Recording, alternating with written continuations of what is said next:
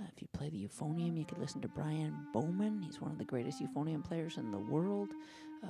Rob Miller is another one. Curtis Metcalf is another.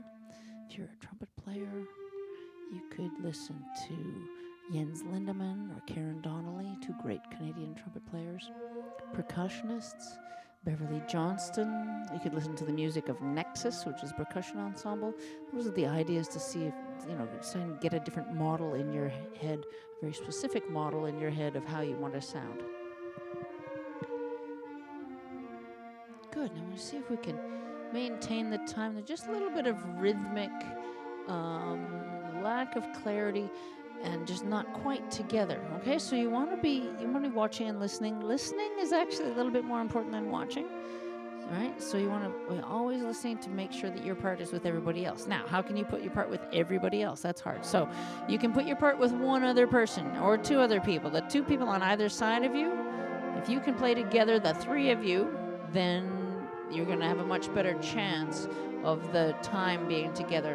One thing I would really suggest that you do as a group is play this piece and other pieces like it without your conductor. So conductor, you just start them off and then just let them play and see what happens. What happens the first time, it'll probably be a total disaster. And then after that, suddenly everybody's ears will start to grow and you start to hear what's going on, and then you can learn to rely on one another for the generation of time rather than relying on your conductor. Because right now your conductor's working harder than anyone else at maintaining the time. You guys are, we're just kind of letting her do that, and you're sort of not taking that responsibility on yourselves, and you want to be sure that you take the responsibility for time onto yourselves as players. It's entirely your job.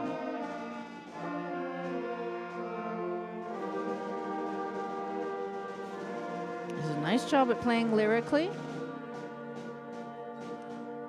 want to do as much as you can to play long phrases, right? Because the trouble with this is a Dona. Well, that's one phrase. Nobis. Well, that's another phrase. Pacem, pacem. That's a third phrase. But what if we thought of this as a 4-bar phrase, so that each of those half notes continued right through, so there's no gap in the energy at all, no gap in the sound, so that we can be sure that we're thinking of a 4-bar sentence, a 4-bar phrase every time.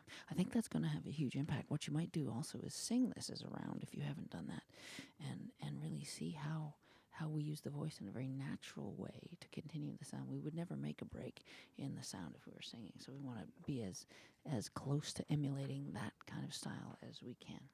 Okay. Portrait of a Clown.